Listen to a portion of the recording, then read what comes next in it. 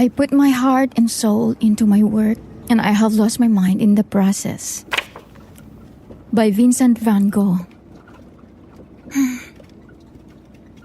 Kung iisipin, napakasakit rin ang kwento ng buhay niya. Para mabuhay siya mentally, nagsimula siya magpinta. Hindi para sumikat, kundi para makasurvive. Nakaramdam siya ng matinding lungkot at rejection sa mundong ginagalawan niya. Kaya sa sining siya kumapit. The sadness will last forever.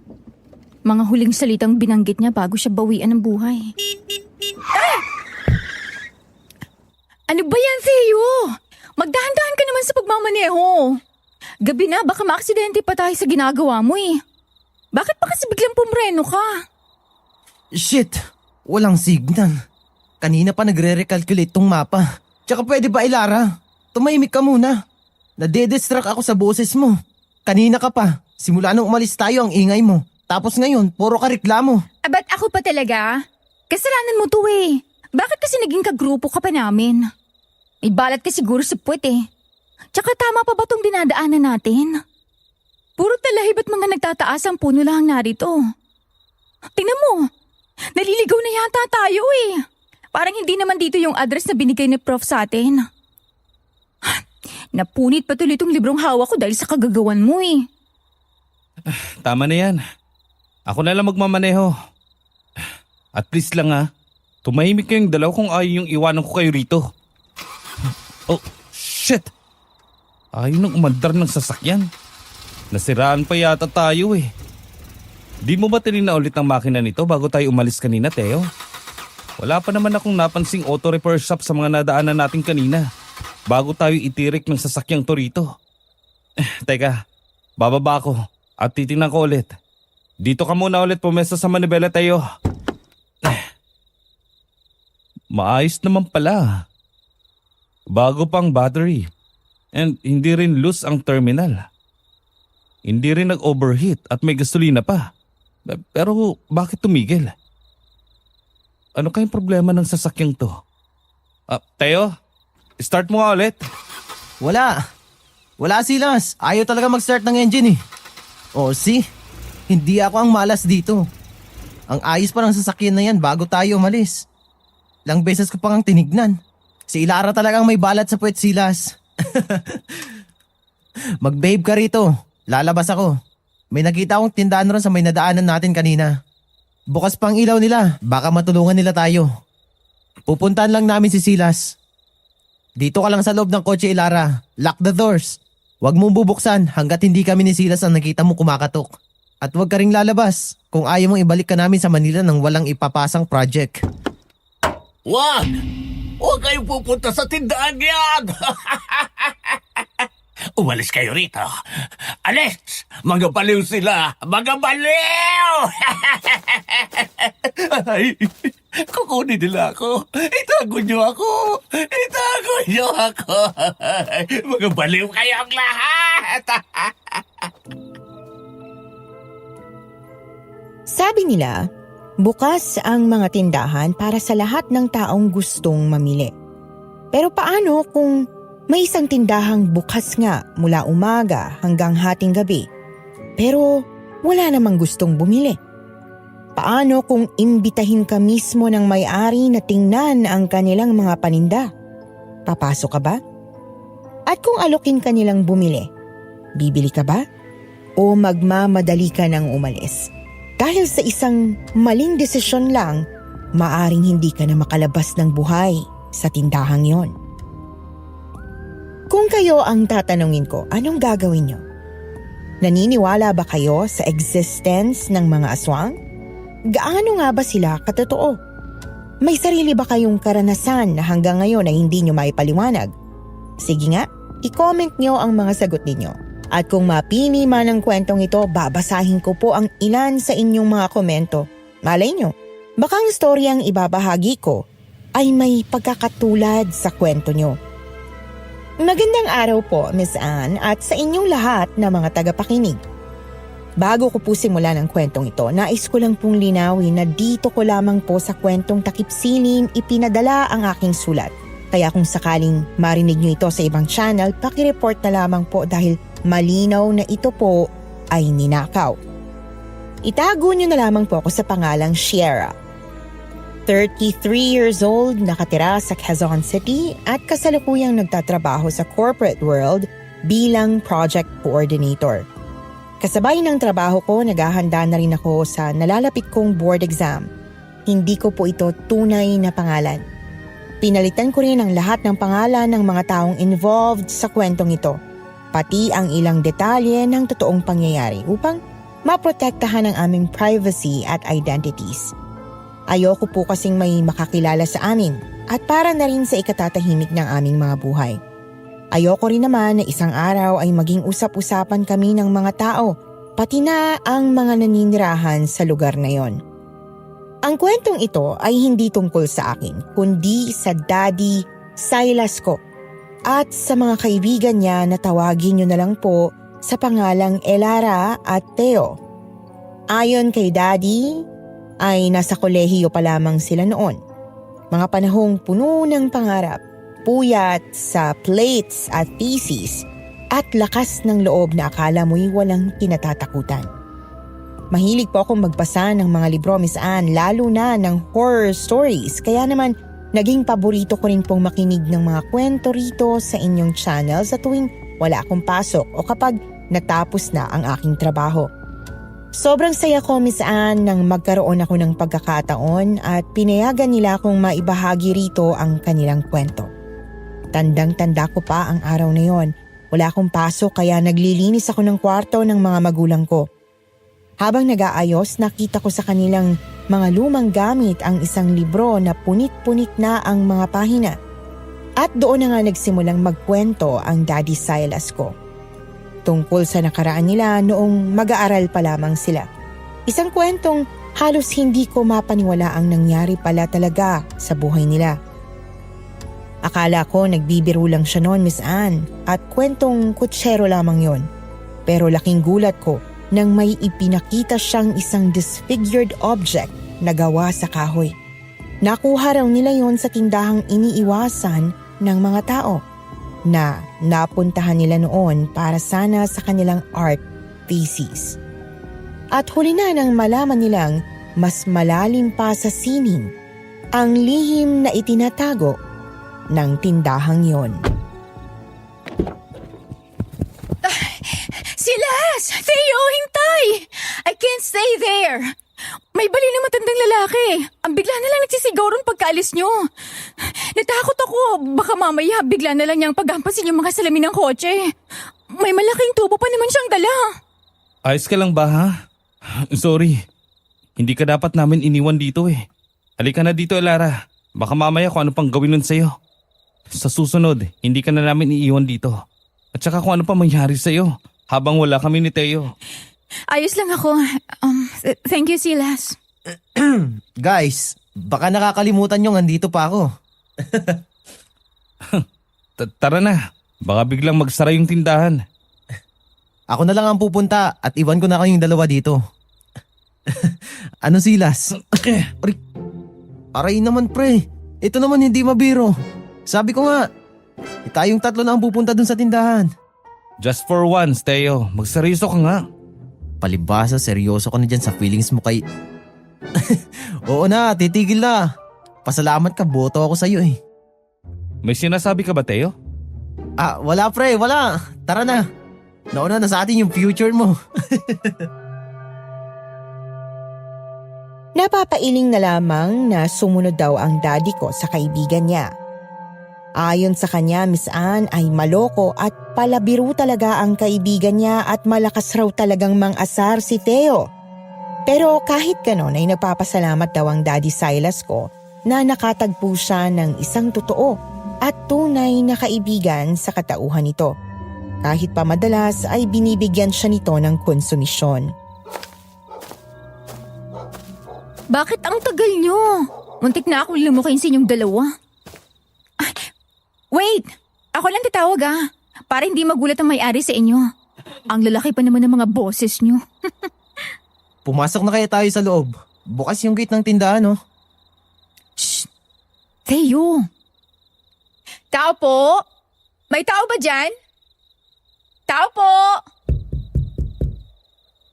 Bakit ganun? Walang sumasagot pero iniwan naman nilang bukas yung mga ilaw at gate sa tindahan nila. Kahit gabi pa naman. Hindi kaya sila natatakot na baka manakawan sila or may manloob sa kanila? Look, mukhang mamahalin pa naman ang ibang figurine na nakadisplay rito sa labas. Tara na kasi sa loob. Kanina pa tayo nandito eh. Wala naman sumasagot. Isa pa, wala naman tayong gagawing masama. Tsaka hindi naman tayo magnanakaw. Maghintay na lang tayo rito sa labas. Baka makasuhan pa tayo ng trespassing ng may-ari. Oh, shit! Where do you think you're going, ha? Bumalik ka rito, Teo. This is a one-time experience, kaya tara na! Loosen up, Silas! Bilis! Nasa loob na si Theo! Bakit bang sakit yung sa ulong magpinsan? Napakamot na lamang daw ng ulo si Daddy Silas ko, Miss Anne. Wala na raw kasi siyang nagawa pa nang hilahin na siya ni Elara papasok ng tindahan. Noong araw daw talagang problema na ni Daddy ang magpinsan. Una niyang nakilala si Theo. High school pa raw sila noon at naging magkaklase. Nang magtagal, naging magkaibigan din sila. Hanggang sa pagtungtong nila ng kolehiyo, pareho silang kumuha ng kursong Fine Arts. Ayon pa kay Daddy Silas, 1 taon na raw silang magkaklase ni Theo nang mag-shift ng kurso ang pinsan nitong si Elara. Kaya naging ka-blockmate din nila ito kalaunan.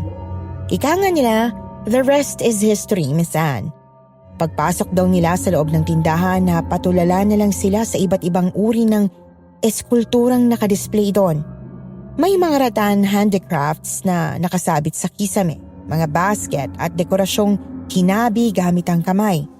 Sa gilid naman ng tindahan ay may mga antigong merchandise, mga gamit na halatang matagal nang naroon at parang may dalang kwento ng nakaraan. May mga painting din na nakasabit sa dingding na hindi mo aakalain na dekorasyon lang, kundi mga paninda rin. Mga larawang naka-frame pero ang mukha sa painting ay parang kinaskas, hindi mabura, pero hindi na rin makilala. Karamihan ng mga nasa shelf ay gawa sa kahoy at clay, mga eskulturang kakaiba ang hulma. May mga rebultong kahoy na tabingi ang mukha. May mga clay bust na walang mata at may maliliit na figurine na kulang ang mga daliri pero pulido ang pagkakagawa. At kung hindi ka sanay makakita ng ganoong klase ng sining, mapapaisip ka kung sining pa ba ang mga yon. Habang binubusog daw nila ang kanilang mga mata sa lahat ng kanilang nakikita, ay may isa doon ang nakatawag ng pansin sa Daddy Silas ko, isang wax figure na anyong tao. Mukha pa nga raw itong bagong gawa, Miss Anne, dahil nakahiwalay ito sa ibang mga display sa loob ng tindahan. Nasa pinakadulong parte na kasi ito. Sobrang detalyado raw ng pagkakagawa nito. Kitang-kita ang mga detalyadong hibla ng buhok na parang sinadya ang pagkawala ng ilang parte. Kaya nung mga sandaling yon, Miss Anne, ay bigla na lang daw nakaramdam ng kakaibang lamig ang daddy ko. Tumaas ang mga balahibo sa kanyang batok nang magtagpo ang mga mata nila ng babaeng wax figure. Dahil pakiramdam daw niya ay hindi lang siya ang nakatitig, kundi maski ito ay nakatitig din sa kanya pabalik.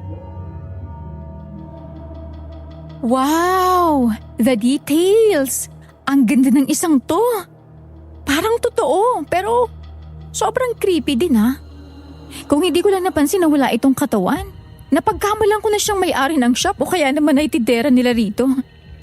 Look at her face, guys! Parang ang sakit ng naranasan niya, no? May bakas pa nga ng luha yung mga mata niyang parang totoong nakatitig rin pabalik sa'yo. Na tila ba may gustong sabihin? Oh my God! Her ears! The missing ear of Van Gogh. Exactly! Pareho silang walang tenga and her eyes, ramdam mong sakit oh. Just like Vincent van Gogh. He wasn't just a painter. He was suffering too. Parang katulad ng wax figure na yan. Art and pain go together, di ba Theo? Alam ko nang iniisip mo, Ilara. Sa kislap pa lang ng mata mo, sigurado na ako eh. Gusto mong dito na lang natin gawin ang thesis arts natin. Hindi dapat tayo nandito, Teo. Ilara, kailangan nating sundin si Professor. Pupunta tayo doon sa address na binigay niya. Hindi dito. Di nga tayo sigurado kung sinong gumawa ng mga nakadisplay na to eh. We need to interview the actual artist. Hindi yung tendero o tendera. Eh di alamin natin. I have a feeling na dito natin makukumpleto yung pinapagawang research paper sa atin ni Prof. Sino kayo? At sinong nagbigay ng permiso sa inyo na pumasok dito sa tindahan ko?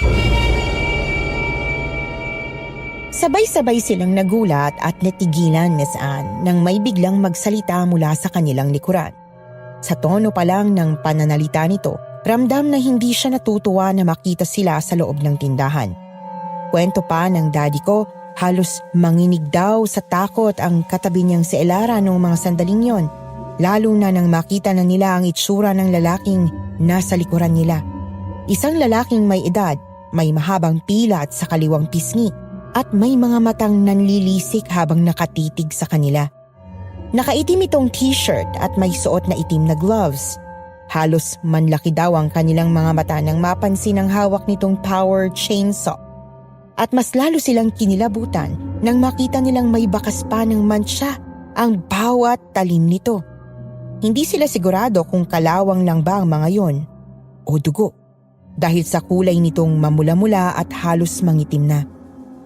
Pigil hininga silang nakatitig lamang, hindi makagalaw at takot na makagawa ng kahit kaunting ingay. Para bang hinihintay na lang nila, Miss Anne, ang magiging hatol sa kanila ng matandang lalaki dahil sa pagpasok nila sa tindahan ng walang pahintulot. Mabuti na lang daw at may isang babaeng may edad din ang biglang dumating, humahangos at agad silang nilapitan. Aurelio, huminahon ka. Huwag mong takutin ang mga bata. Ayos lang ba kayo? Pagpasensyahan niyo ang asawa ko. Nagulat lang siya na may ibang tao rito sa tindahan namin. Teka, sino ba kayo? At bakit nagawi kayo rito? Gabing-gabi na. Akala ko po katapusan na namin eh. Sigurado po ba kayong ayos lang ang asawa niyo, Ali? Huwag kang mag-alala, iho. Walang mangyayaring masama sa'yo. Hindi ba mahal? Ako nga pala si Stella. Tawagin niyo na lang akong Aling Stella at ito naman ang asawa kong si Aurelio. Kayo? Taga saan ba kayo at anong mga pangalan niyo? Mukha ngayon lang kayo napadpad sa lugar namin. Ako po si Silas at ito naman po si Teo at Ilara. Magkakaklase po kami at magkakaibigan. Galing pa po kaming Maynila. Kaya lang ho, bigla na lang tumirik ang sasakyan naming kotse habang papunta po kami sa dapat sana naming puntahan. Pasensya na po kung pumasok kami na walang pasabi. Nagbabakasakali lang po kami na makahingi ng tulong nung makita naming bukas pang tindahan nyo. Ganun ba, iho? Mga dayo pala kayo. Masyado nang malalim ang gabi. Baka bukas pang umaga ang hinihintay niyong tulong. Wala kasing malapit na paggawaan dito sa amin kung nasiraan man kayo o naubusan ng gasolina. Nasa pinakadulo na kasi ng baryo itong tindahan namin. Pero huwag kayong mag-alala at bukas na bukas rin, tutulungan namin kayo. Kung gusto nyo, dito na muna kayo magpalipas ng gabi. May bakanting kwarto kami sa taas ng tindahan. Walang natutulog doon dahil dito na kasi kami sa baba natutulog ng asawa ko. Sinadya yon para sa mga nagagawing tao rito. Kaya lang, isang kwarto lang ang nandun. Ayos lang ba sa inyo yon?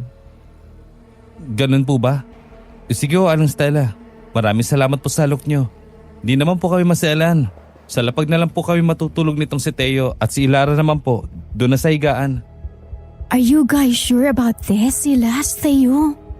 Pwede naman tayo dun sa coach nilang maghintay hanggang mag-umaga. Wala naman na siguro yung matandang baliw doon kanina. At isa pa, masyado na tayong nakakaabala sa kanila. Pinsan, huwag ka na mag-inarte pa. Sila naman yung kusa nag-alok sa atin ah. Pare-pareho na tayong mga pagod. Isang gabi lang naman, kaya tiisin mo na. Kung doon tayo sa kotse, hindi rin tayo makakapagpahinga ng maayos doon. Ikaw na nga rin na nagsabi na may baliw. Paano kung bumalik yun na? Besides, may kailangan ka sa kanila, hindi ba? Para sa research paper, Ilara.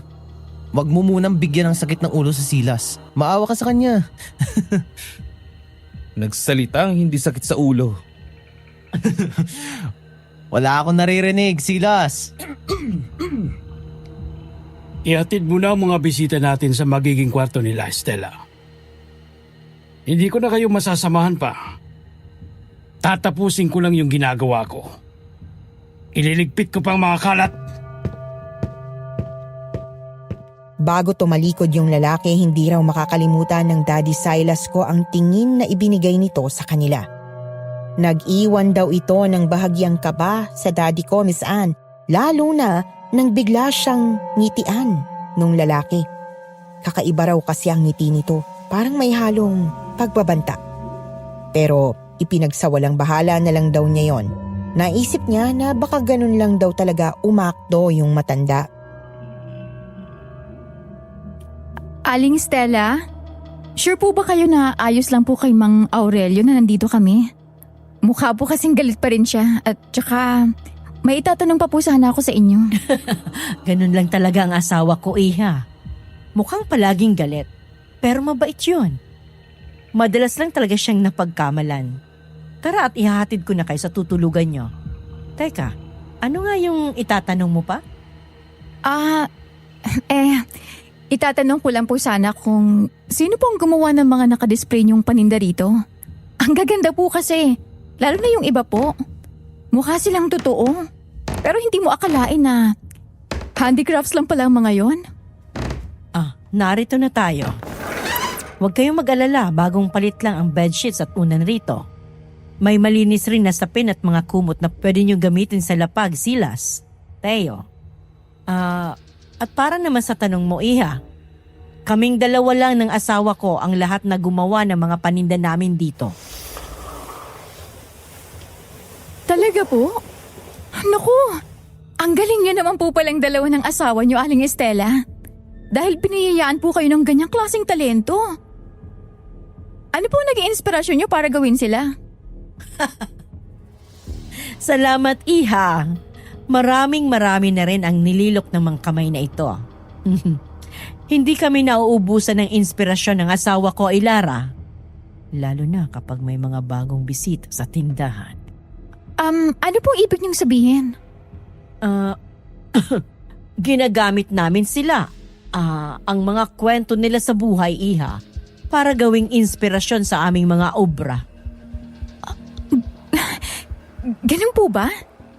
Kusa po ba silang... Tama na yun, Ilara. Ipagpabukas mo na yung iba pang gustong sabihin at itanong sa kanila. Baka gusto na rin magpahinga ni na Aling Stella. Sige. Aling Estela, salamat po at good night po. Sige po, Aling Estela. Maraming salamat po. Pakisabi na rin po kay Mang Aurelio na salamat at hindi niya kami nilagari kanina. Tayo.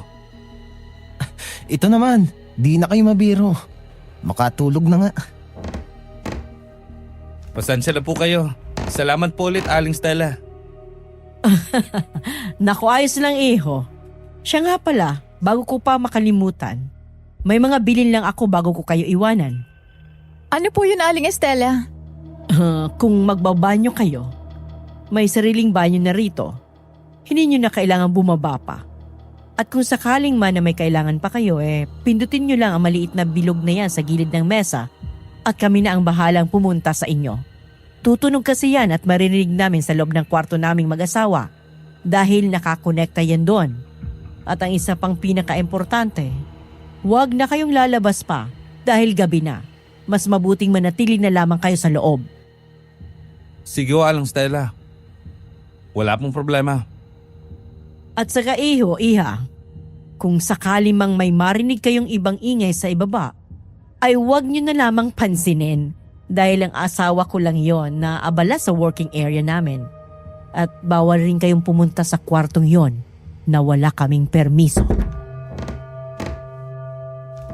Nagkatinginan na lang daw sila, Miss Anne, nang marinig nila ang mga huling bilin sa kanila ni Aling Estela bago ito umalis. Pero kalaunan, ipinagkibit-balikat na lang din yon ni Theo at Ilara dahil sapat na sa kanila ang may matulugan ngayong gabi. At sumunod na lang sa mga bilin sa kanila ni Aling Estela. Pero hindi ang Daddy Silas ko. Dahil noong gabing yon ay halos hindi na raw siya nakatulog. Ayon sa kanya, may mga kakaibang ingay siyang naririnig mula sa ibaba ng kwartong tinutulugan nila. Mga kalabog na parang may hinampas na mabigat na bagay sa pader at mahihinang boses na tila ba nahihirapan. Hindi siya sigurado kung totoo nga ba ang mga naririnig niyang boses o guni-guni lamang niya na dala ng pagod at puyat ay kung ano-ano na ang mga naririnig niya sa paligid. Dahil nang silipin naman daw niya ang mga kasama niya, mahimbing na ang tulog ng mga ito. At tanging siya na lamang daw ang gising noong mga oras na yon at naaapektuhan ng mga kakaibang tunog mula sa labas. Kinabukasan, mag-isa na lamang siya sa loob ng kwarto. Wala na sa higaan si Elara, pati na rin si Theo na katabi niyang natulog. Bago siya lumabas, inayos niya muna ang mga ginamit nila. Pagbukas niya ng pinto, sinalubong siya ng isang nakakabinging katahimikan. Katahimikang inakala niyang magtatagal. Pero ilang sandali pa, Miss Anne, may narinig daw siyang mga kaluskos malapit sa kanilang kwarto. Sinundan niya ang ingay hanggang sa dalhin siya ng kanyang mga paa sa isang bahaging medyo madilim. At doon, may nakita siyang isang pintuang gawa sa bakal. Nakasara ito at nangangalawang na rin. Nang mga sandaling yon ay biglang sumagi sa isip niya ang sinabi ni Aling Estela na wala nang iba pang kwarto sa itaas maliban sa tinulugan nila. Pero unti-unting lumakas ang mga tunog na nagmumula doon. Sunod-sunod na mga kalampag na para bang may kumakamot sa loob ng nakasarang pintuan. Ibang-iba sa mga ingay na narinig niya kagabi. Humakbang siya ng isang beses para sana buksan at silipin kung ano yon. Pero may biglang nagsalita mula sa likuran niya. Isang boses na agad nagpatigil sa balak sana niyang gawin. Saan ka pupunta, iho?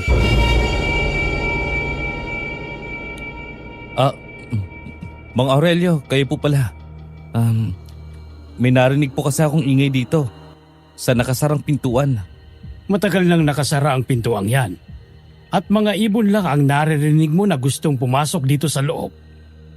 Kung minsan naman ay mga ligaw na hayop. Ganun po ba? Akala ko po kasi bakanting kwarto rin po ang isang yan. Walang laman ang pintuang yan.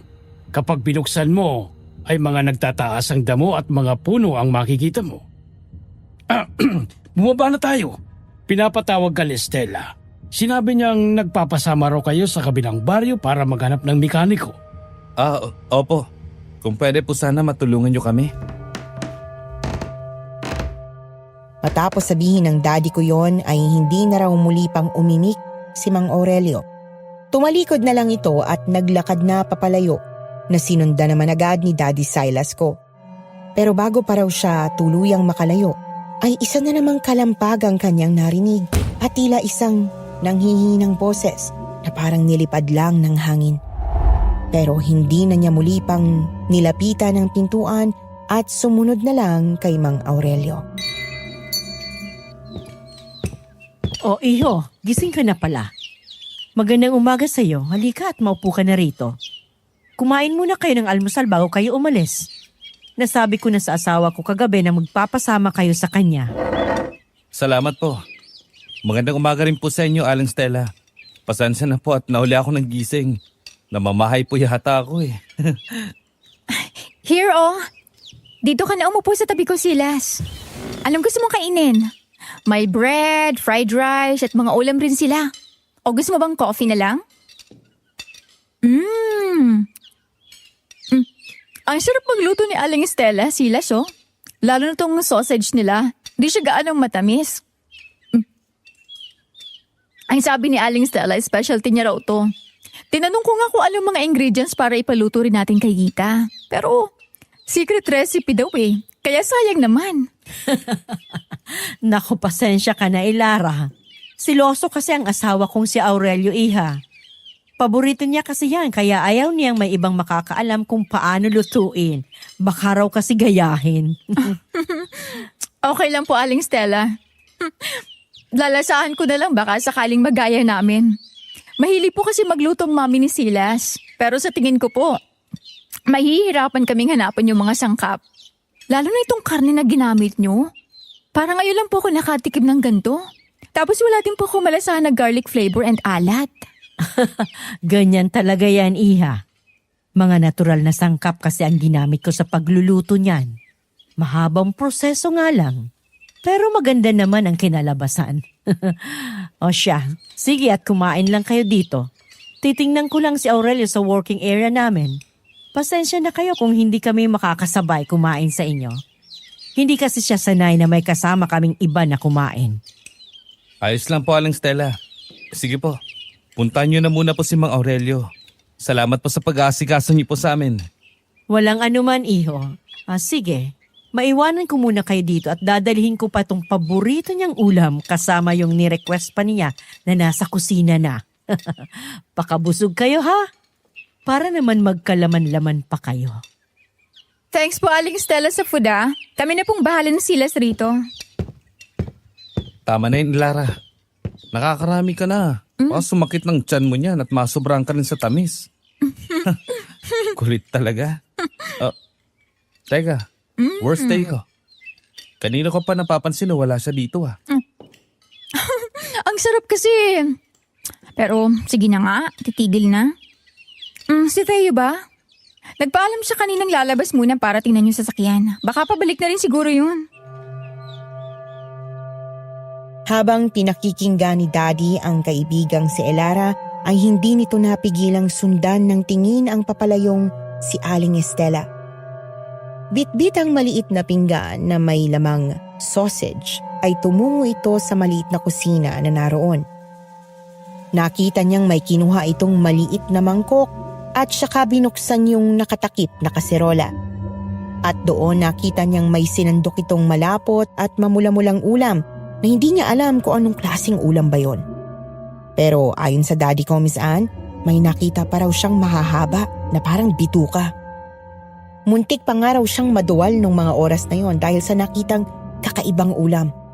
At kakaibang amoy na may halong lansa ang kumalat hanggang sa kinaroroonan nila. Kaya mabilis na niyang iniwas ang tingin doon at tinakpan ng bahagya ang ilong para hindi na raw niya yun maamoy pa. Pero nang balingan niya si Elara na magana lang na kumakain, ay nakita niyang nagduduwal na raw ito. Hindi niya napansin na nakatingin din pala ito sa ginagawa ni Aling Estela sa kusina. At paniguradong naamoy din ito yung ulam. Kaya mabilis na itinayo ng Daddy Silas ko si Elara at marahang hinila palabas ng tindahan. At doon sa may mga damuhan ay hinayaan niyang sumuka ito. Hinang-hina raw na napahawak sa kanya si Elara matapos nitong isuka lahat ng kinain niya. O ano, maayos na bang pakiramdam mo? Sinabi ko na kasi sa'yo na tigilan mo na yung pagkain nun. Ang tigas talaga ng ulo mo. Hindi lang naman kasi dahil dun Silas eh. Nandiri kasi ako dun sa ulam na sinandok ni Aling Stella. Alam mo klaseng ka rin ng hayop yun. Ang sangsang kasi ng amoy kaya hindi ko na napigilang hindi maduwal eh. Request pa nga raw yun ni Mang Aurelio eh.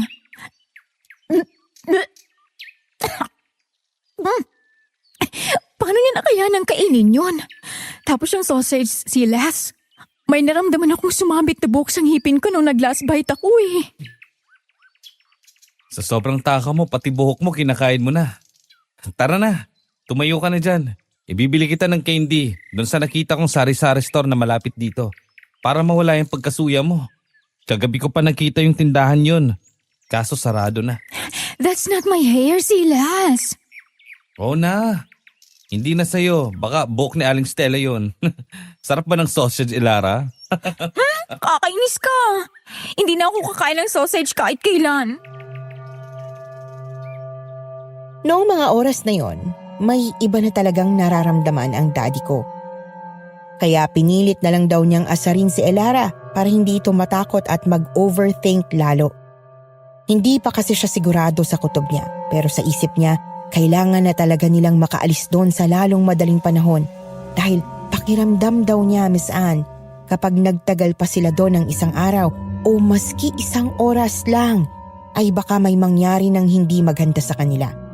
At nagsimula na nga raw yun dahil sa dalang masamang balita sa kanila ng kaibigang si Theo. Silas, Ilara, mabuti lang at nakita ko kayo rito. Pabalik na sana ako sa tindahan ni Aling Estela at Mang Aurelio. Masamang balita, Silas. Mukhang napagtripan tayo. Anong ibig mong sabihin tayo? Butas lahat ng gulong ng kotse natin, Silas. Oh, ano? Sino naman kayong siraulong gagawa nun?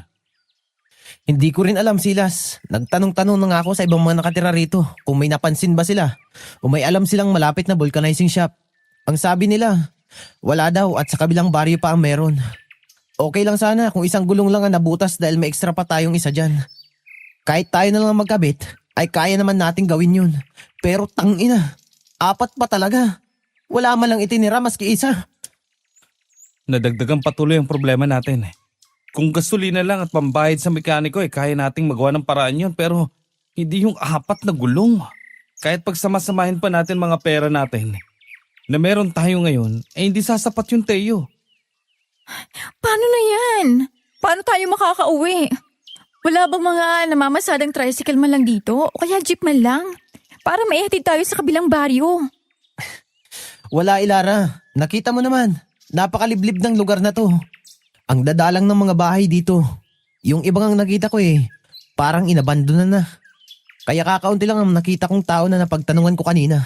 Mukhang wala rin silang mga sasakyan na pwede nating arkilahin. Mga kuliglig at bisikleta lang ang nakita ko. Doon naman sa ibang malalaking bahay na nakita ko, may mga sasakyan nga. Pero mukhang matagal nang stuck sa garahe nila. Parang wala na ding nakatira Masukal na kasi ang ibang parte ng mga bahay. Si Mang Aurelio na lang talaga makakatulong sa atin para makaalis rito. Nakita ko may lumang pick-up na nakaparada doon sa gilid ng tindahan nila. Arkilahin na lang siguro natin yun. Tapos yung natirang pera, gamitin na lang natin sa pagkukommute pa uwi. Hindi tayo pwedeng tumuloy ng ganito. Isa pa, makakahabol pa naman tayo sa deadline Bibili ba kayo o magkukwentuhan na lang dyan sa harap ng tindahan ko? Aba, mukhang bago lang kayo dito Narinig ko ang pinag-uusapan ninyo. Mukhang nakursunadahan kayo ng mag-asawang baliw dyan. Ano pong ibig niyong sabihin? At sino mag-asawa pong tinutukoy niyo? Mag-asawa ba ka mo? Si Aurelio at Estela ang tinutukoy ko. Yung mag-asawang baliw na may-ari ng souvenir shop dyan. Hindi na bago sa amin ang gawain nilang yan. Kapag may dayo rito, ayaw na nilang paalisin. Kaya ang ginagawa nila ay binubutasan nila ang bawat sasakyang magawi rito sa baryo namin. Wala na kasing gustong bumili ng mga paninda nila. Kaya sa pilitan nilang inaalok ang mga tao. At kayo mga bata, ang bago nilang biktima.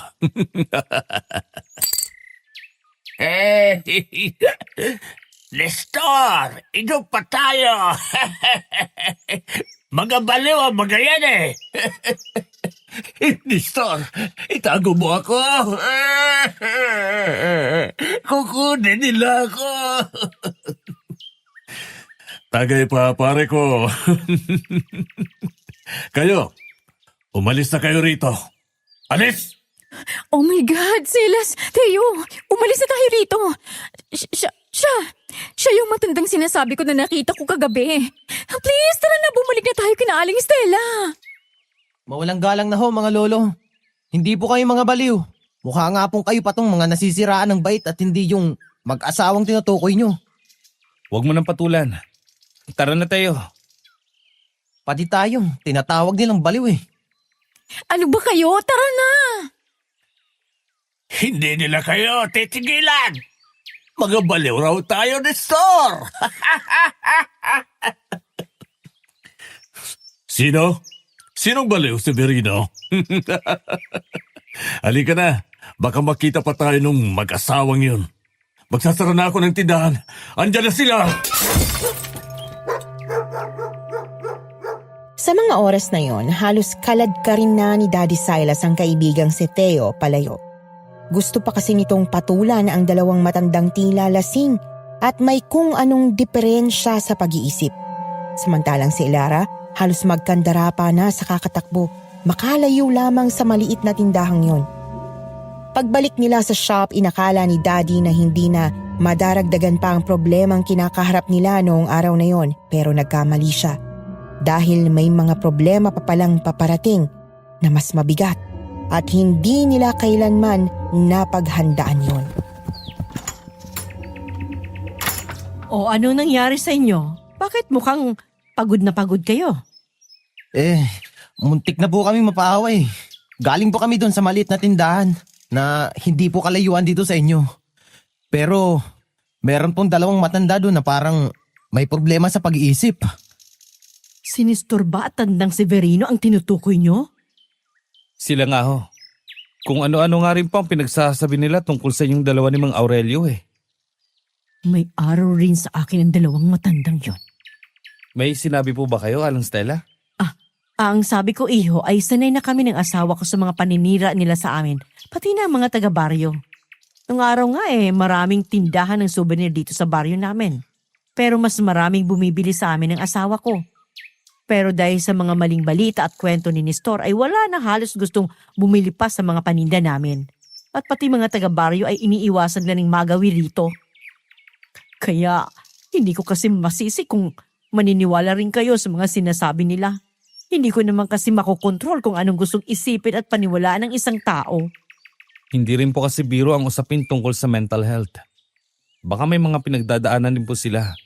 Kaya nila nasabi ang mga bagay na yun. Pero wag ko kayo mag-alala. Hindi naman po kami basta-bastang naniniwala sa mga sabi-sabi. At saka kapag nakabalik na po kami sa Maynila, re-recommend ko po tong shop nyo sa mga kakilala namin doon. Yun ay kung makabalik pa kayo. Ano po yon? Pasensya na, Aling Stella, ha? May pagkabingi po kasi ang mga kausap mo kuminsan. Ang sabi ko, iho, pumasok na tayo. Medyo masakit na sa balat ang tama ng araw. Mauna na po kayo sa loob ni Ilara.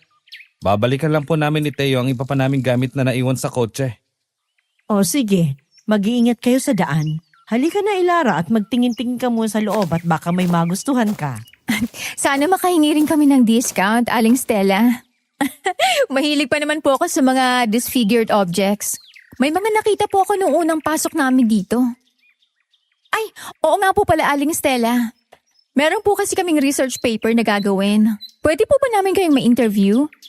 Kailangan po kasi namin ng local artist. Kaya naisip ko na kayo na lang pong dalawa ni Mang Aurelio. Para po kasi sa art thesis tong gagawin namin. At kung pwede rin po sana na maturuan nyo rin po kami kung paano po gumawa ng mga obra nyo. Ganun ba, iha? O sige. Tatanungin ko muna ang asawa ko kung gusto niya. Maiwan na muna kita, Ilara, at magtingin-tingin ka na muna dyan. Babalik rin ako kaagad. Sige po, Aling Stella. Hintayin ko na lang po kayo rito. Ayon sa daddy ko, Miss Anne, ikinuwento na lang sa kanila ni Elara ang nangyari rito nung iniwan nila sandali ito para kunin pa ang ibang gamit sa kotse.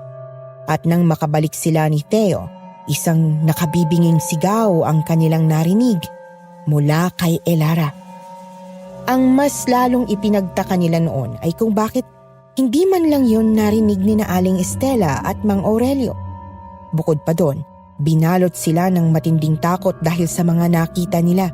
Pero pilit yung nilabanan ni Daddy at ng kaibigan niya alang-alang sa pinsan nitong si Elara. Ilara? Nasaan ka? Teo, bilisan mo. Hindi ako pwede magkamali. Si Ilara yung sumisigaw. Dito, Silas! Ayun! Nakita ko na siya! Dugo!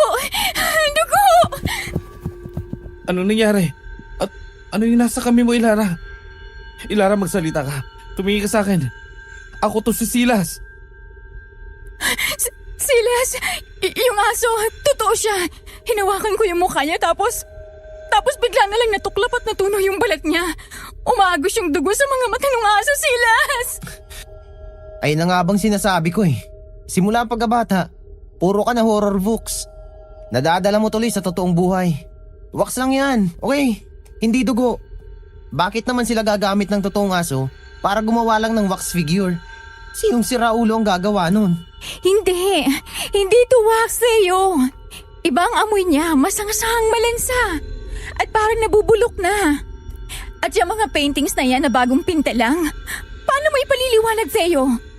Tingnan mo oh, may naiwan pang bakas ng dugo sa paintbrush na ginamit. Ibang-iba ang mga to sa mga nakita nating nakadisplay sa labas. Dugo ang ginamit nila sa pagpinta ng mga yan. Tahana, umupo ka muna rito. Kukuha lang ako ng tubig sa kusina. At ikaw naman, bantayan mo ang pinsan mo. Huwag mo nang aasarin, maliwanag.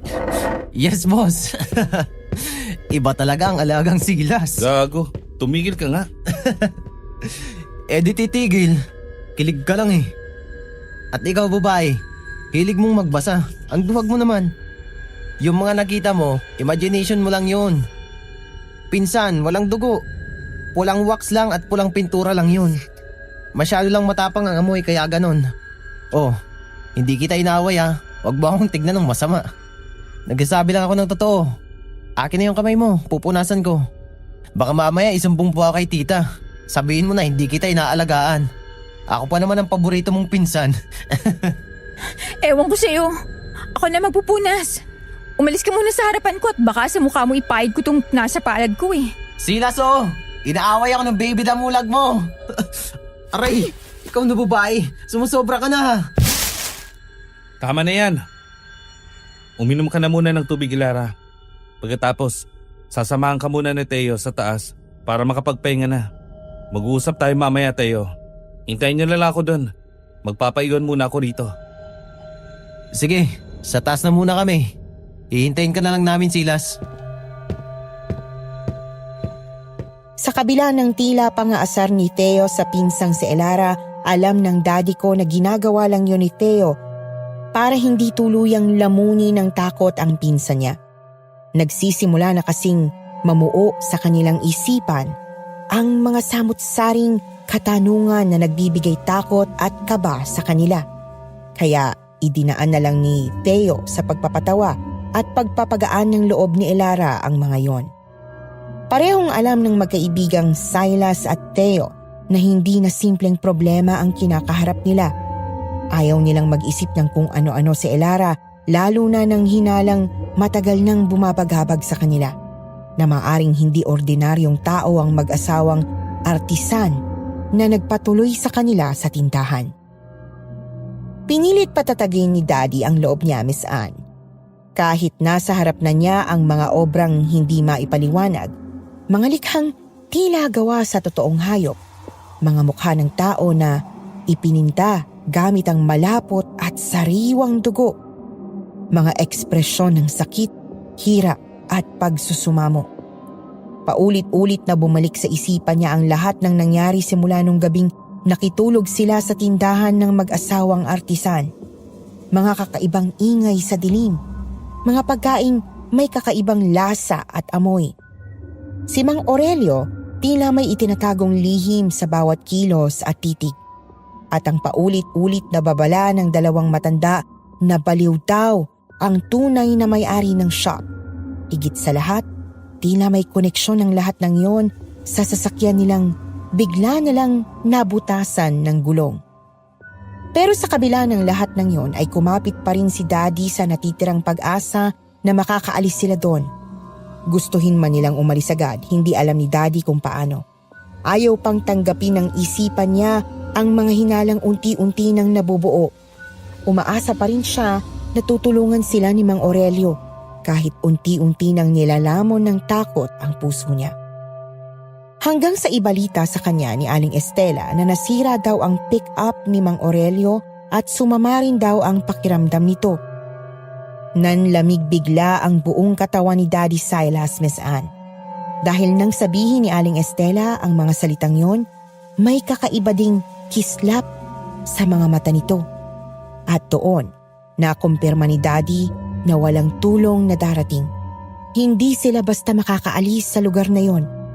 Halos hindi na rin niya matandaan kung paano niya nakayanang magpanggap sa harap ni Aling Estela na normal lang ang lahat. Silas, iho. Pasensya ka na at mukhang hindi kayo makakaalis ngayong araw. Sayang at may deliver pa naman sana kami sa kabilang baryo. Paano na po kaya yun? Wala na po bang ibang paraan para makapunta sa kabilang baryo?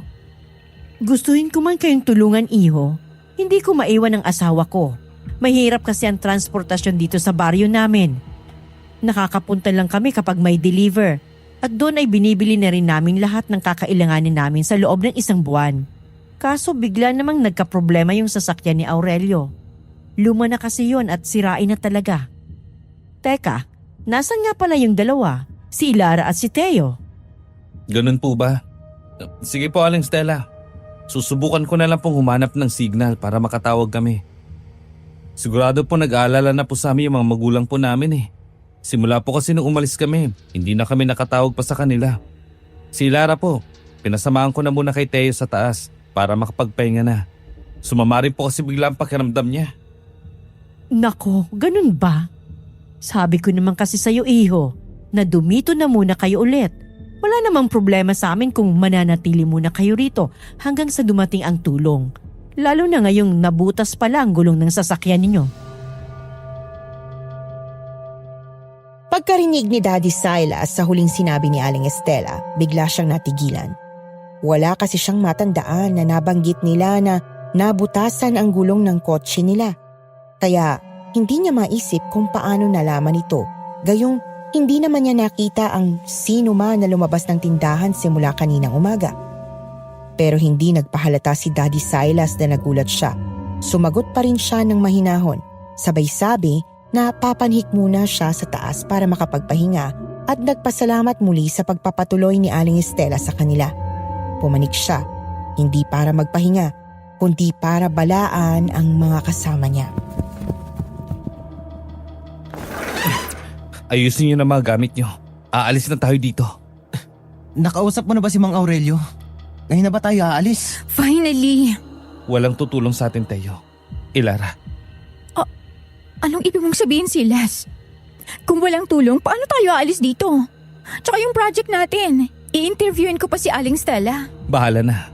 Ang importante, makalabas tayo dito nang hindi sila nag-iinala. Kailangan natin mag-ingat. Forget the damn thesis, Ilara. Wala akong pakialam kung wala tayong maipasa. Kung kailangan lakarin natin ang baryo, gagawin natin. Basta makaliwi lang tayo dito. Ano bang nangyayari, Silas? Bakit tayo nagmamadali? Mag-ingat? Kanino? Makinig ka, Ilara. Paano nalaman ni Aling Estela na butas ang gulong ng sasakyan natin? May nagsabi ba sa inyo? Agad nagkatinginan ang magpinsan at magkasabay na umiling.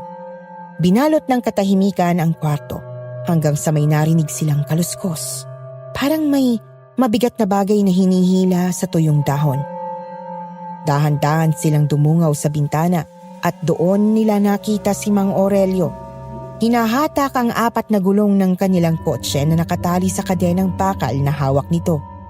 Kasama ng isang sako na hindi nila alam kung ano ang laman. Muntikan pa daw silang mahuli ng Mang Aurelio na nakasilip noon sa bintana, Miss Anne. Mabuti na lang ay mabilis na nakakilos ang Daddy Silas ko at hinila si Ilara sabay takip sa bibig nito para hindi makagawa ng anumang ingay. Habang si Teo naman ay napapamura na lang daw doon sa tabi dahil sa pinaghalong inis at kaba sa mga nangyayari sa kanila. Ang ina, tama nga ang inala natin, Silas. Wala silang balak na paalisin tayo dito. At wala rin silang balak na tulungan tayo. Pero bakit? Anong gagawin nila sa atin? Tama nga ang sinabi ng 2 matanda. Gawain nila ito. Pero kung dahil lang sa mga paninda nila, parang may mali eh. Hindi ko rin alam kung ano talagang balak nila. At bakit gusto nilang manatili tayo rito. Pero isa lang sigurado ako. Planado nila mag-asawang lahat ng to. Ang pagpapatuloy sa atin, ang pangakong tutulungan tayo. Pero wala naman talaga silang balak na gawin yun. Hindi na normal tong mga nangyayari. Yung pagsisinungaling ni Aling Stella na may sakit si Mang Aurelio. Lahat ng yun ay kasinungalingan. At pati nang sinabi niyang sira ang pick-up nila. Sa tingin ko hindi rin yun totoo. Ano nang gagawin natin, Silas? Baka mamaya kaya ayaw nila tayong paalisin. May balak na silang masama sa atin.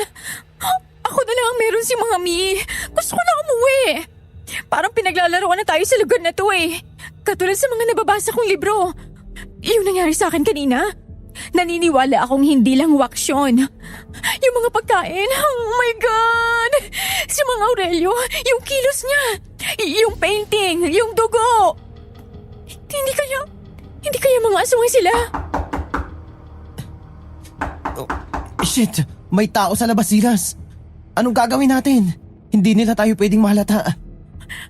Si Silas! Stop crying, Ilara. Tatagan mo ang loob mo. Huwag mong ipahalata sa kanila na may pagdududa ka. Please, cooperate. Hindi ka namin pababayaan ni Teo. Lalo na ako. Ayusin mo ang sarili mo. Haharap tayo sa kanila na parang walang nangyari. Bear with it. Hanggang sa makalabas tayo rito, okay? Kaya mo to. Oo, Silas, gagawin ko. Sige na. Basahin mo muna ulit yung documentary tungkol kay Van Gogh para hindi ka nila mahalata. Teo, maging alerto ka. Kailangan na nating kumilos. Kailangan nating makagawa ng paraan para makalis dito nang hindi nila nalalaman. Habang pinakakalma ni Daddy si Elara ay sumasabay din ang mga katok na nagmumula sa labas ng kwartong kinaroroonan nila. Walang boses na nagsasalita kaya hindi nila alam kung sino ba ang nasa likod ng pintuang yon. Hanggang sa isang malakas na sigaw ang kanilang narinig na galing kay Aling Estela at mga nakakatakot na tunog kasabay ng parang pagaspas ng malaking ibon sa itaas ng bubong at tila matutulis na mga kukong kumakamot sa bawat pader ng tindahan. Tulong! Tulong! Inaatake kami! Umalis kayo dito, Restore Severino! Tulungan niyo kami! Silas! Teo! Diyos ko, si Aling Estela ba yun? At ano yung mga tunog na yun? Ayoko mag-isip ng kung ano pero parang ganito. Ganito yung mga nababasa ko sa libro eh. Aswang! Mga tunog na galing sa mga aswang! Anong gagawin natin, Silas? Mukhang nagkamali tayo ng pinaghihinalaan. Hindi si Aling Estela, kundi yung dalawang matanda, Silas. Maghintay pa tayo. Kailangan natin makakuha ng tamang tiyempo. Hindi natin pare-parehong alam kung ano nga ba talaga nangyayari sa labas ng pintuang yan. Eto, pagtugtungin mo yung mga kumot, Elara. Talian mo yung bawat dulo. Hindi tayo sa pintuang yan lalabas, kundi sa bintana. Tapos ikaw, Teo, tulungan mo akong iharang tong lumang aparador dito sa pintuan. Tulak pa, Silas. Kunti na lang to. Sabay tayo. 1, 2, 3. Tulak! Oh, ayan na. Sa tingin ko, kahit may magtangkang buksan ang pintuang yan, hindi sila agad makakapasok dahil sa harang na inilagay natin. Mga baliw! Ang dapat sa inyo'y mamatay! Tama na! Tulong! Huwag ni Restore Severino! Maawa kayo! Huwag ang asawa ko! Aurelio! Silas, Teo, si Aling Estela! Ngayon na, Elara. Akin ang kumot. Itatali ko dito. Tapos ihulog mo ang dulo sa bintana. Kilos na! Kailangan na natin magmadali. Hindi tayo pwedeng umasa sa aparador na hinarang namin ni Teo. Ano mang sandali. Alam kong mabubuksan at mabubuksan nila yan. Hindi ba natin tutulungan ang mag-asawa, Silas? Hindi, Teo. Dahil posibleng pinaglalaroan lang nila tayo. Di mo ba napapansing simula nung magawi tayo dito ay wala pang bumili maski isa? Tapos kanina, nung nasa labas kami ni Elara, ay may ilan akong tao na nakitang ilag mapatingin sa tindang to. May mga nagmamadali at halos tumakbo na makalayo lamang dahil hindi normal ang pag-iisip ng may-ari dito. At malaki rin ang posibilidad na mga aswang sila. Kaya iwas at takot ang mga tao sa tindahan nila. Naalala ko, may nabasa ako noon. May mga nilalang daw na kayang manggain ng boses. At posibleng mawalan sila ng kontrol sa kanilang mga sarili. May ilang bersyon pa na dati silang tao, pero naging halimaw. Pero paano nangyari yun? Kung dati silang tao, paano sila naging ganon? Hindi ko na maalala lahat ng detalye. Pero may nabasa akong documentation tungkol doon. May mga testimonya raw ng matatandang mismong nakasaksi sa probinsya nila. Totoo raw sila. May mga mananaliksik ding nagsasabing maaaring sumpa, pamana o matinding depresyon ang dahilan na nagtulak sa kanila para tanggapin ang isang alok, kapalit ng pagiging aswang o halimaw. Shit, it makes sense now. Tara na, wala na tayong oras. Teo, bilisan mo. Mauna kang bumaba pagkatapos mo. Si Elara naman para maalalayan mo siya. Alam kong nariyan kayo. Teo! Silas! Ilara! Maglalaro tayo ng tagu-taguan! Teo! Silas! Natatakot na ako! Bilisan nyo! Baka mabigay na yung harang! Ayon sa Daddy Silas ko, Miss Anne, sa kabila raw ng matinding takot na bumabalot sa kanila, hindi na nag-aksaya pa ng oras si Teo. Mabilis siyang lumapit sa nakabukas na bintana ng kwarto. Hinila niya ang pinagdugtong-dugtong nilang kumot na ginawa nilang pansamantalang lubid para makababa sila. Pero dahil sa pagmamadali, sumablay ang tapak nito na sinundan ng isang mabigat na lagapak. Namilipit siya sa lupa. Napahawak siya agad sa kanyang paa na tinamaan sa maling pagkakabagsak. At nung mga sandaling yon, hindi nila alam kung alin ang mas delikado, yung pagkakahulog ni Theo o silang naiwan pa sa loob ng kwarto habang patuloy pa rin sa matinding pagkalampag ang pintuang anumang oras ay bibigay na kasama ng harang na kanilang nilagay. Teo! Oh my God! Silas yung pinsan ko! Silas, di ko kaya. Ikaw na muna umalalay kay Ilara pababa. Hindi ako makatayo. Nadali ang isang pa ko. Shit. Halika na, Ilara. Ako muna mauna, ha? Pagkatapos sumunod ka, aalalayan kita hanggang sa makababa tayong dalawa ng maayos. Natakot ako, Silas! Magtiwala ka sa akin. Hindi kita bibitahon, Ilara. Gawin mo na, Ilara. Sumampa ka muna sa hamba ng bintana at unahin mo munang ibaba mga paa mo para mahawakan kita. Tapos, kumapit ka na mahigpit sa kumot. Kaya mo yan. Sige na, nandito lang ako at aalalahin kita. Silas! Tulong! Bitawan niyo ako! Teo! Silas! Tangina! Ilara! Bitawan niyo siya! Sa amin si Ilara, Silas! Hindi siya makukuha sa amin ng asawa ko! Sa amin lang siya! Hinding-hindi raw makakalimutan ng daddy ko ang mga matang nanlilisik na nakatitig sa kanya, mga matang pag-aari ni Mang Aurelio. At ang boses ni Aling Estela na tuluyan ng nawala sa katinoan. Bumagsak si daddy habang nakakapit pa rin sa pinutol na kumot ni Aling Estela. Kasabay nun, nakita niyang binubuhat ng mag-asawa ang nagpupumiglas na si Ilara. Nagsisisigaw ito, humihingi ng tulong kina Daddy at Theo. Pero dahil sa pagkakabagsak, ilang segundo ring hindi agad nakagalaw si Daddy, Miss Anne.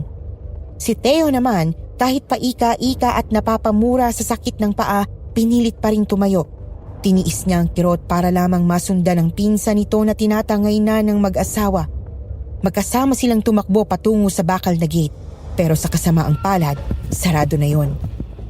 Sinubukan nila itong buksan pero masyadong mahigpit ang pagkakatali ng kadenang nakapulupot sa mga rehas. Wala man lang espasyo sa itaas upang sana'y akyatin at pagkasyahin na lamang ang kanilang mga sarili. Maging ang bahaging yon ay nilagyan ng harang ng mag-asawa. Kwento pa ng daddy ko, Miss Anne, nawawala na sila ng pag-asa noong mga oras na yon. Pati ang mga bintana ay nakasara na at hindi na nila alam kung paano pa makakapasok sa loob. Kasabay ng pagsasara ng buong tindahan ay unti-unti ring tumahimik ang paligid. Nawala ang mga kalabog, nawala ang halakhak ng mag-asawa at ang pinaka-kinatatakutan nila ay ang sigaw ni Ilara. Bigla na lamang itong naputol at hindi na nila yon narinig pa.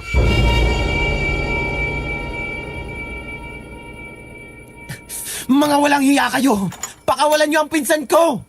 Buksan niyo to! Mga siraulo kayo! Silas, pre, yung pinsan ko, baka kung anong gawin nilang masama sa kanya, nang baliw na mag-asawang yun. Mahilig lang magbasa ng nakakatakot yun. Pero duwag at matatakutin si Ilara. Sigurado akong naiiyak yun sa takot, Silas. Kung alam ko lang na mangyayari sa atin to, hindi na sana natin binalikan ang tindahan to. Pinilit na lang sana natin na paandarin ang sasakyan. Hindi na sana nangyari ang lahat ng to. Kasalanan ko to eh. Tama si Ilara. Malas ako. Walang may gusto sa nangyari tayo. Huwag mong sisihin ang sarili mo. Gagawa tayo ng paraan. Ililigtas natin si Ilara. Hindi tayo aalis dito nang hindi natin siya kasama. Pero paano, Silas? Nakita mo naman, hindi sila normal. Anong laban natin sa kanila? Tignan mo nga yung mga tao sa paligid, hanggang tingin na lang sila. Wala man lang gustong tumulong sa atin. Lahat ng taga-baryo takot, pipe, bulag at bingi. Hanggang kailan kayo matatakot sa kanila? Ano bang kinakatakutan nyo? Bakit ayaw nyo silang labanan? Ano bang meron sa tindahan nila at iniiwasan nyo, ha? Tama na tayo. Hindi natin sila masisisi kung natatakot sila. Hindi natin alam kung anong pinagdaraanan nila. O kung ano ang ginawa nila Aling Stella at Mang Aurelio dito sa baryo.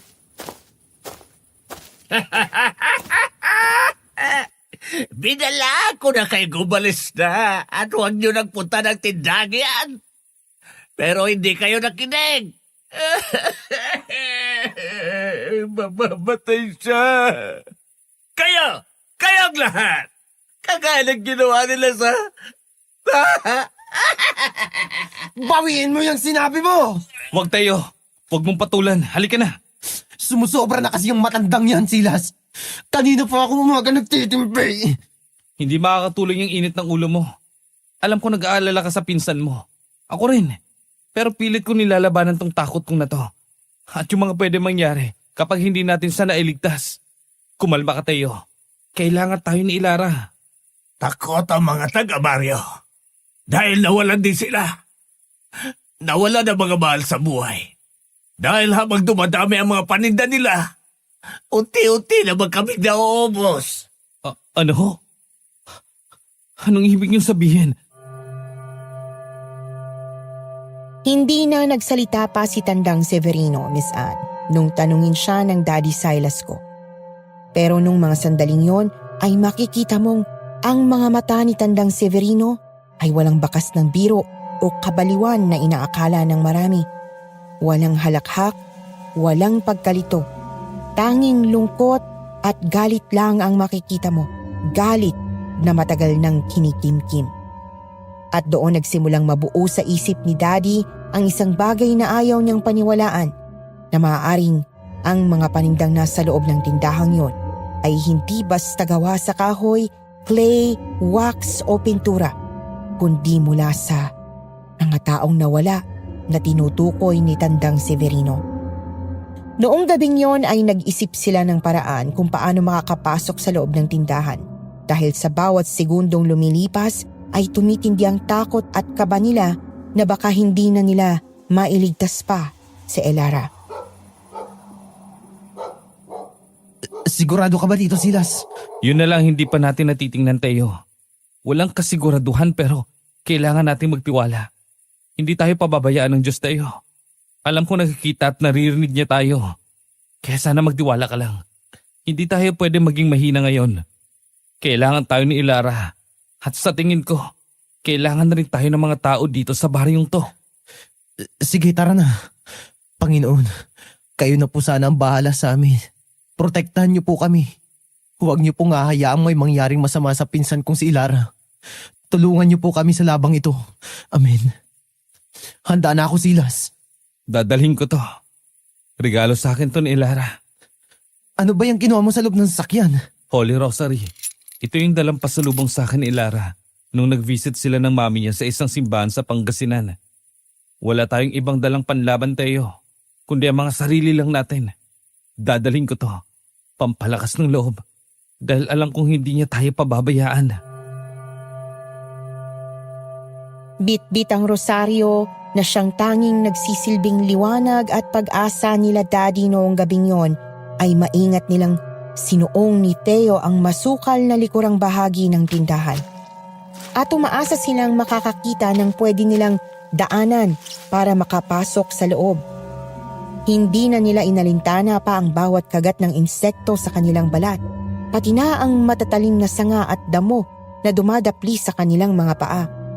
Hirap man si Theo dahil sa napilayan nitong paa ay hindi ito naging hadlang para hindi ito magpatuloy. Hindi nila alam, Miss Anne, kung ano ang madadatnan nilang muli sa loob, pero handa silang harapin kung ano man yon, lalo na ang mag-asawang artisan na minsan nilang pinagkatiwalaan.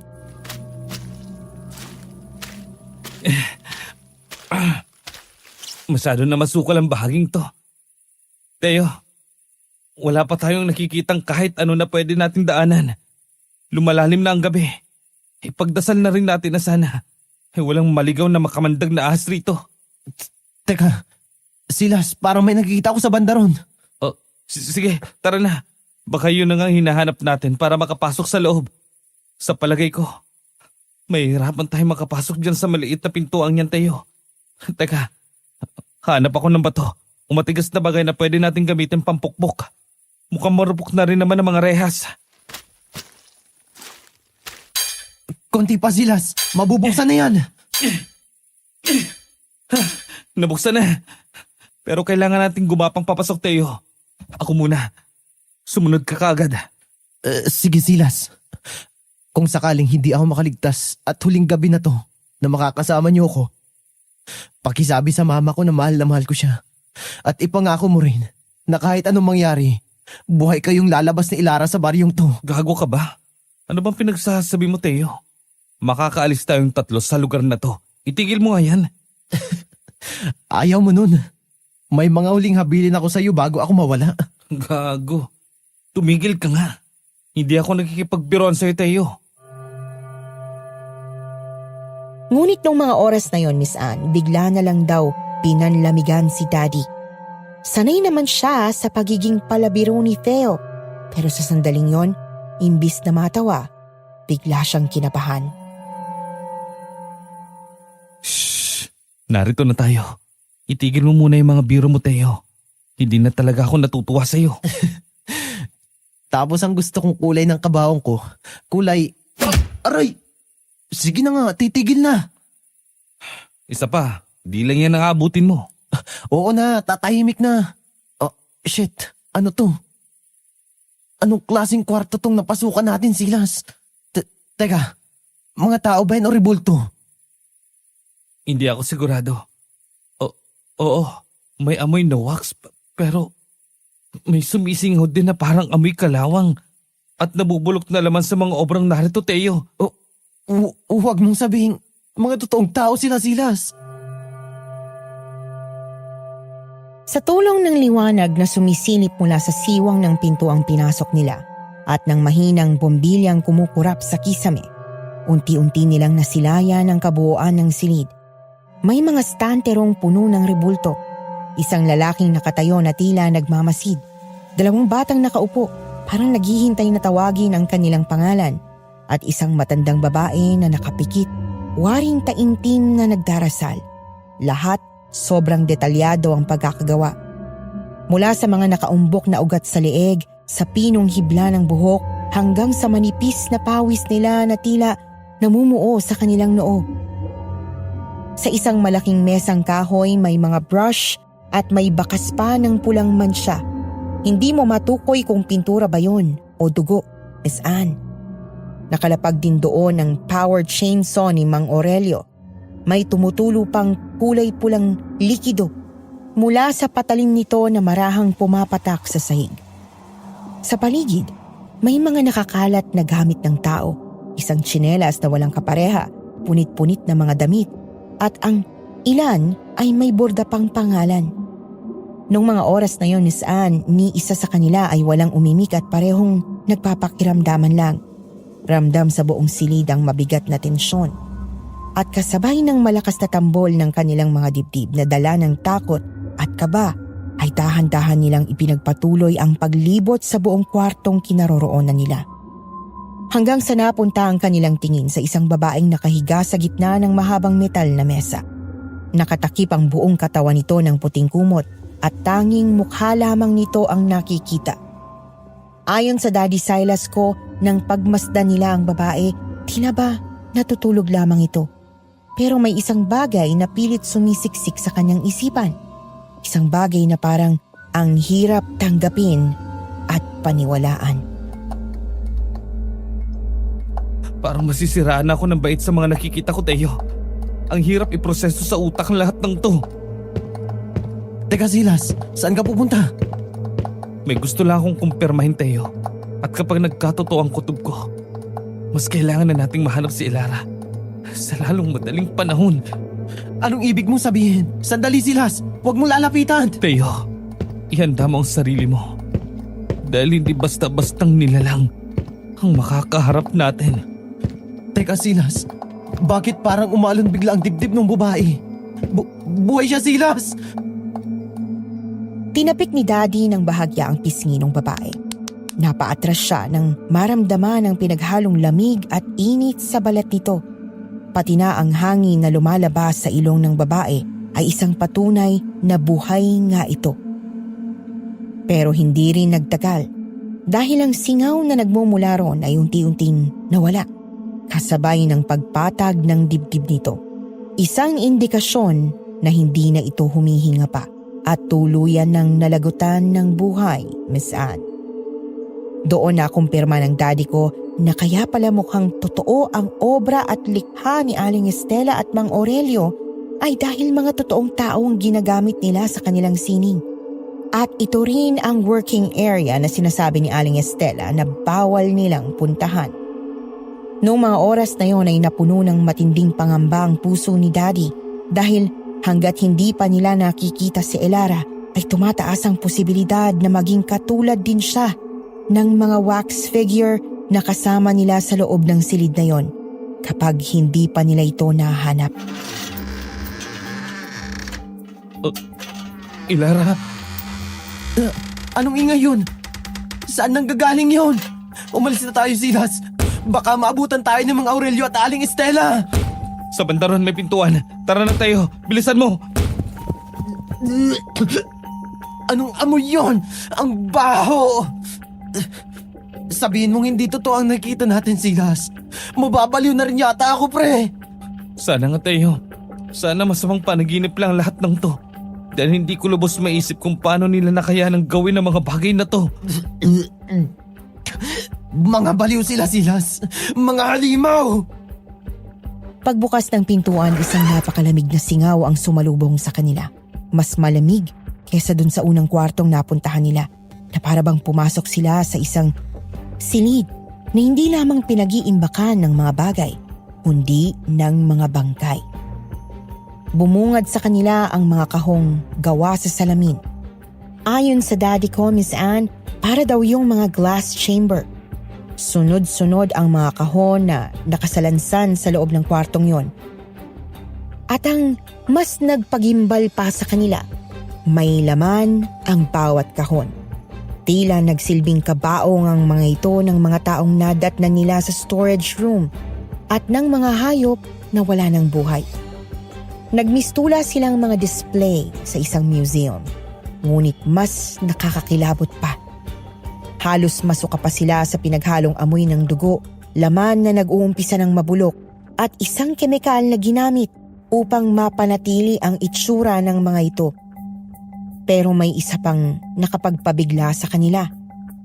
Nang makita nila ang isang matanda na nakababad sa isang manilaw-nilaw na likido, nakatali ang kanyang mga kamay at paa para hindi lumutang ang katawan nito. Nang makita nila ito, ay halos bumaliktad na ang kanilang sikmura pagkakita pa lang sa lalaking nasa loob ng salamin na kahon. Maputla na ang kanyang mukha at malinaw na wala ng buhay. Si Mang Nestor, ang matandang baliw na may-ari ng maliit na sari-sari store, ay napasama na sa obra ng mag-asawang Estela at Aurelio. Ang sabi nila, Miss Anne, men don't cry. Pero nung mga sandaling yon, hindi na napigilan pa ni Daddy at ng kaibigan niyang si Theo ang mapaluha. Hindi dahil sa takot, kundi dahil sa sakit ng nasaksihan nilang kalunos-lunos na katotohanan. Sa kwartong nagsilbing libingan ng mga huwad na sining.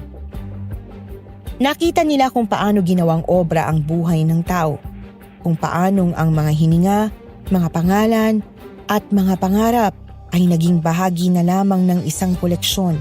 At sa unang pagkakataon, naramdaman nila ang bigat ng mga salitang mas malalim pa pala sa sining ang itinatagong lihim ng tindahang iniiwasan ng mga taga-baryo.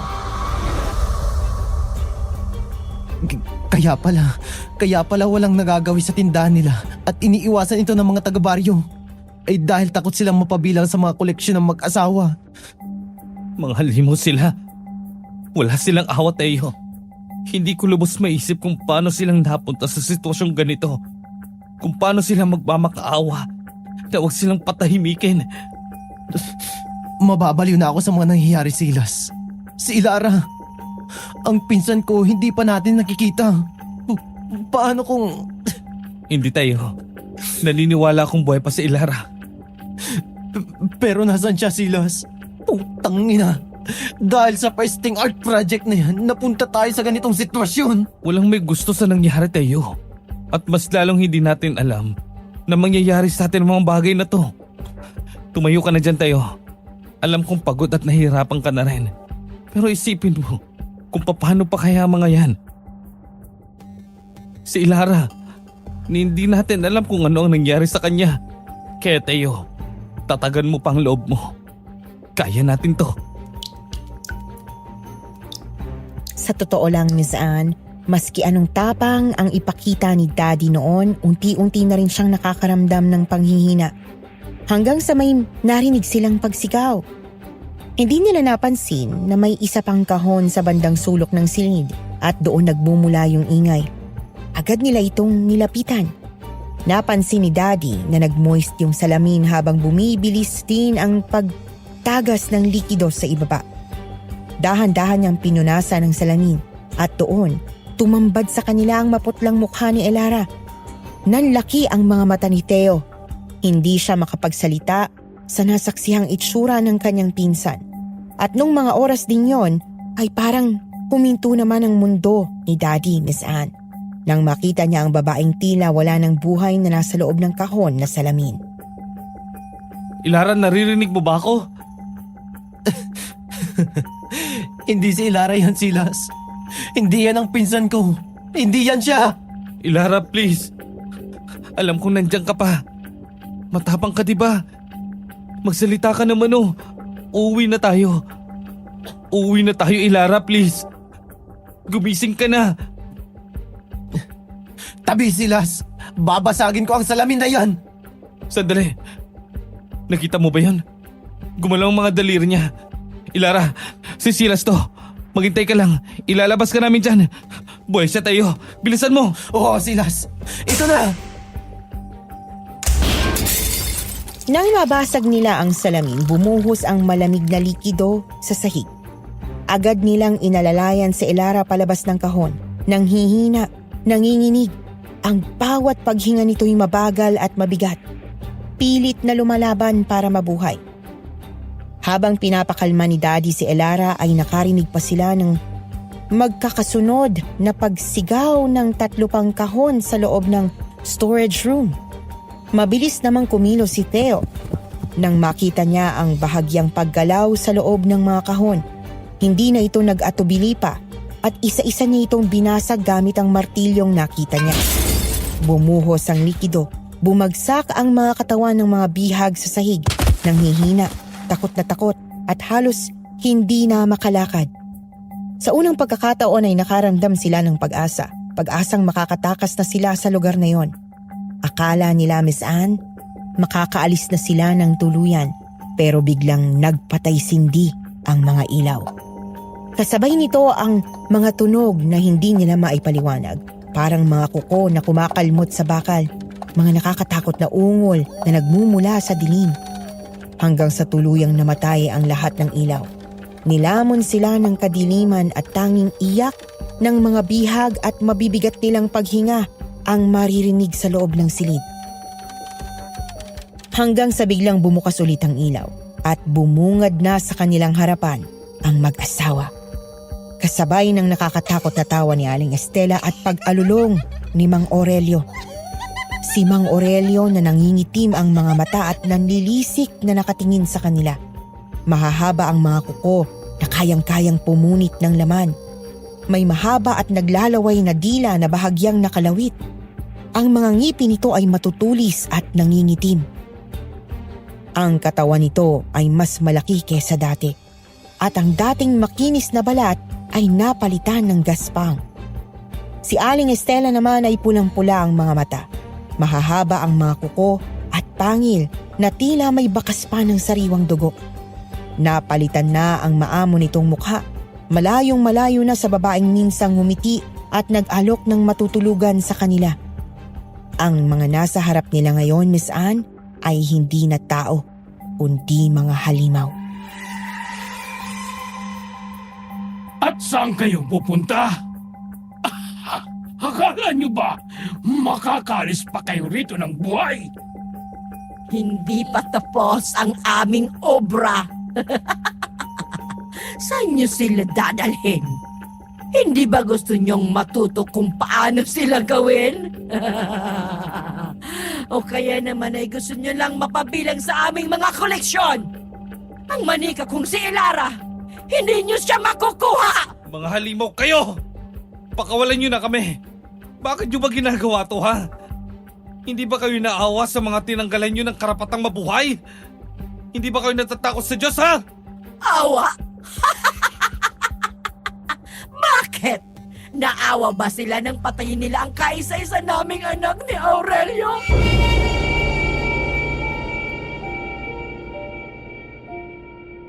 Nasaan ang awang sinasabi mo, Silas? Dahil sa mga taong katulad nyo, nawala ang anak namin! At anong Diyos ang sinasabi mo? Nasaan ang Diyos nyo nang magmakaawa kaming buhayin niyang anak namin? Nasaan? Pero hindi nyo dapat idinamay ang mga inosenteng tao na wala namang kinalaman sa pagkawala ng anak nyo! Tumahimik ka! Wala kang alam kung gaano kasakit ang mawala ng anak, Silas! Gusto ko lang naman namin ni Aurelio na mamuhay ng normal kasama ng anak namin sa baryong ito! Pero pinagkait nila sa amin yon. Hindi na sila naawa sa anak namin. Oo! Hindi normal ang itsura niya. Pero hindi yun sapat para pagtawanan.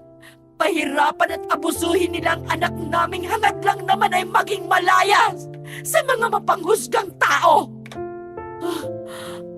Dati kaming trabador ng tindahang to na pagmamay-ari no ng pamilya na magkapatid na Nestor at Severino. Walang ibang ginawa ang pamilya nila kundi ang pahirapan kaming mag-asawa.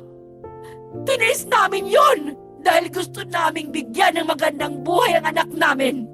Umaga't gabi't pinagtatrabaho nila kami ng walang tigil. Habang ginawa naman nilang katatawanan ng anak namin, pinapahiya sa mga taong bumibili sa kanilang tindahan. Hindi pa rin tama ang ginawa niyo, Aling Estela. May batas para parusahan ang mga tinutukoy niyo. Hindi yung ganito. Isang buhay, kapalit ng maraming buhay. Batas ba kamo? Para sa aming mahihirap, walang batas, Teo. Imbis na intindihin nila ang kalagayan ng anak namin ni Aurelio, ay mas lalo pa nila itong nilugmok. Araw-araw niya kaming tinatanong kung bakit hindi siya katulad ng ibang bata na may normal na tubo ng buhok, kilay at magandang balat. Imbis na kaawaan ay pinandirihan pa nila. Hanggang sa hindi na nakayanan ng aming anak ang lahat ng sakit na naranasan niya sa mga taong iyon at tuluyan na itong kinuha sa amin. Umanib kami sa kasamaan. Sumama sa ritual ng kadiliman kapalit ng kapangyarihan. Dahil sa matinding depresyon na maiganti namin ang namatay naming anak, kaya kami naging ganito. At isinumpa ko sa inyong Diyos na wala nang makikita pang taong nakangiti at nakatawa sa baryong ito. Kaya ba napasa inyo ang tindahan? Dahil ang pamilya ni Natandang Severino, ang una nyo naging biktima? Oo. At nararapat lang sa kanila yon ang mamatay kapait ng pagpapahirap nila sa amin. Nasaksihan lang magkapatid ang ginawa namin na pagpatay sa kanilang pamilya. At habang buhay rin ang pinagdusahan ang ginawa ng pamilya nila dahil nawala rin sila sa tamang pag-iisip. Bagay lang sa kanila yun para maranasan nila ang pakiramdam ng katakutan at pagtawanan ng mga tao kagaya ng ipinaranas nila sa anak namin. Alam ko pong sa kabila ng pagiging halimaw nyo, May natitira pa din kabaitan sa puso nyo. Kaya pakiusap, Aling Stella. Mang Aurelio, palayaan nyo na po kami. Palayaan nyo na pong baryong to. Hindi! Ang anak ko! Anak ko! Ilara! Hindi ka nila makukuha sa amin. Aurelio, kunin mo si Ilara! Habang abala si Daddy na makipag-usap sa mag-asawa ay lihim silang nagsenyasan ng kaibigan niyang si Theo.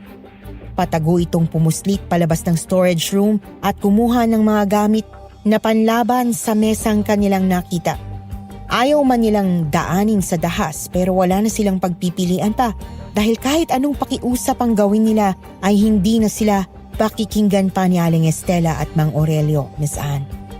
Pagbalik ni Theo ay agad nitong inabot kay Daddy Silas ang patalim na mabilis nitong pinangsangga sa pag-atake ni Mang Aurelio kay Elara. Pero hindi naging sapat na masugatan lang ni Daddy si Mang Aurelio dahil mas malakas ito sa kanya at nakakaramdam na rin ng panghihina sa katawan ng Daddy ko. Samantala, ang kaibigan naman itong si Theo ay si Aling Estela ang hinarap na hawak na ngayon si Elara. Sinubukan din ni Elara ang makawala pero wala itong nagawa dahil sa kakaibang lakas ng mag-asawa. Ayon sa Daddy ko, Miss Anne, ay nawawalan na raw sila ng pag-asa nung mga sandaling yon na makaligtas pa sila hanggang sa makarinig sila ng ingay na nagmumula sa labas. Boses ng mga tao, mga nagmamadaling yabag na parabang may oras na hinahabol. At doon nasilayan ni Daddy ang matagal na nilang tulong na iniintay. Sa pangunguna ni Tandang Severino ay matapang itong pumasok sa loob ng kwartong kinaroroonan nila. Habang sa likod nito ay ang mga taga-baryo na may dalang mga sulo, bakal, malalaking bato at kadena na pwedeng panghampas at handang-handa ng ipanlaban. Noong mga oras na yon, Miss Anne, ay nagkaroon ulit ng lakas ang Daddy ko na huwag sumuko at mawalan ng pag-asa. Ayan ang tulong, Teo. Makakalabas na tayong tatlo ni na Elara. Buhay tayong makakaalis dito. Pagbalik natin ng Maynila, kalimutan mo na ang lahat ng mga bilin ko sa'yo, Silas. Gago ka. Huwag mo nang ulitin yon. Pinakaba mo ko. Tara na. Hindi pa tapos ang laban, Teo. Kami na ang bahala rito, mga iho. Iligtas nyo na ang mga sarili ninyo. Panahon na para tapusin namin ang takot at tarapin sila. Aurelio! Estela! Tama na pagpapahirap sa barang ito. Matagal na naming pinagbayaran ang mga kasalanan naming nagawa sa inyo. Sapat na ang mga tao pinatahimik ninyo. Mga hangal! Hindi kami titigil hanggat may natitira pa sa inyo. Pagbabayarin ko kayong lahat! Mamamatay ka na, Severino! Kagaya ng nakita mong pagpatay ko sa pamilya mo, mamamatay kayong lahat! Noong mga oras na yon ay nagkagulo na ang lahat, Miss Anne. Ayon sa Daddy ko, ay tinulungan nila ang ibang bihag na nanghihina at dinala sa parteng hindi sila matatamaan ng mga galit na mga taga-baryo at ng mag-asawang halimaw. Kahit pa pinapaalis na sila ni Tandang Severino ay nanatili pa rin sila para tumulong.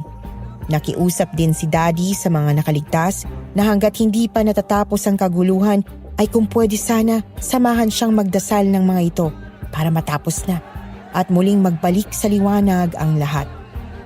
Sa pagsigaw ni Aling Estela ay yun na ang naging hudyat sa sabay-sabay na pagsugod ng taga-baryo sa dalawang halimaw. Agad tinamaan ng hampas ng bakal at kadena si Mang Aurelio sa kanyang katawan. Napaatras ito, pero agad ding nakabawi. Sa isang iglap, may nahablot siyang lalaki at inihagis sa pader. May mga naghagis ng bato, may mga humahampas ng bakal at kadena. Sa bilis ng galaw ni Aling Estela na parang anino sa dilim kung kumilos, ay may mga nakalmot ito gamit ang matutulis nitong kuko. Sinubukan namang sugurin ng ilan si Mang Aurelio mula sa likod. Isang sulo ang itinapat sa nakaumbok nitong likod. Nagwala ang halimaw. Kumawala ang maitim na usok mula sa likod nito pero hindi pa rin umatras ang mga taga-baryo. Sabay-sabay nilang pinukpok at hinampas ang halimaw hanggang sa bumigay ang tuhod nito. Sa kabilang panig, patuloy ang pag-atake kay Aling Estela. May mga bato at bakal na tumama dito. Unti-unting humina ang kanyang galaw hanggang sa tuluyan na rin siyang bumagsak sa tabi ng asawa. Humina ang mga sigawan, naiwan ang maitim na usok sa hangin at isang mabigat na katahimikan sa loob ng kwarto kasabay ng pagbabalik ng dating anyo ng mag-asawa bilang tao. Umiiyak na niyakap ni Aling Estela ang asawa nitong si Aurelio, lalo na nung iabot sa kanya ng Daddy Silas ko ang Holy Rosary na bigay sa kanya ni Elara. Napahagulgol ito at paulit-ulit na binibigkas na patawarin sila ng Panginoon sa kanilang kasalanang nagawa.